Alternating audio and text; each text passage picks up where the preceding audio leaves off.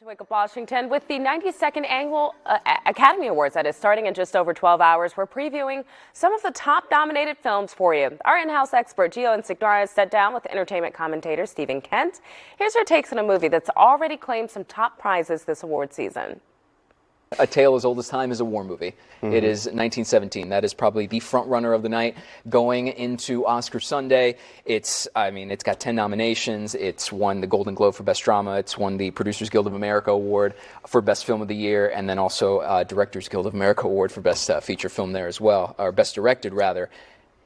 What do you think of that one? Because it feels like the technicality of it is almost superseding any other conversation around it. And I think that's absolutely the case. What you hear about 1917 over and over and over again to exhaustion is that it's a technically amazing movie. It's a mastercraft in cinematography and in direction.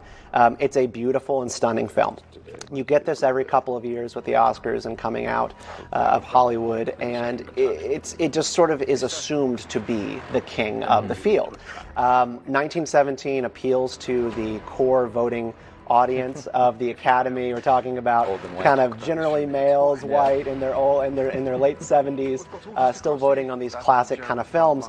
But you know, this movie, I just don't think it really connects. There's not a lot of story there. It's Saving Private Ryan 2.0 that kind of plays like a video game, and you as a player in that story. Dunkirk was very similar as well. And you know what? Dunkirk ended up sort of fizzling out when it actually came down to the Academy Awards. And 1917, I've been calling it the Joe Biden of this race. Like it's sort of just presumed to be the one because it was the vice president. But I think it's going to lose. I think it's going to lose.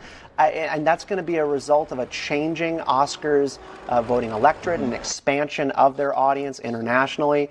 And just because 1917 doesn't have a story, it is a remarkable movie on the craft side. I will add something to that comment and say that behind 1917 is sort of the feeling of movies. You know, going to the theater, getting your popcorn, booming sound, and really putting you in that moment. And I will say, I've seen it twice. I saw it by myself. I took my dad to see it that second time.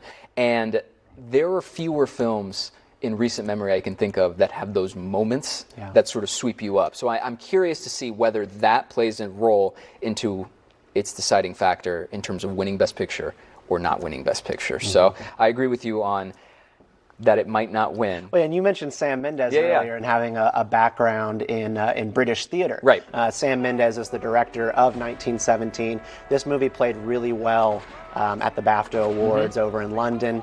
And again, I think that this movie, being a World War I movie, you can't look too much at the BAFTAs as a guide for how it's going to play with the Academy. World War I as a subject means very different things, I think, to the European population than, say, World War II does. And that feels kind of shallow and ahistorical, but it's true. World War II movies are like our great poem as Americans, but it's very different for the English audience. And so I think this movie is going to get its peak in London.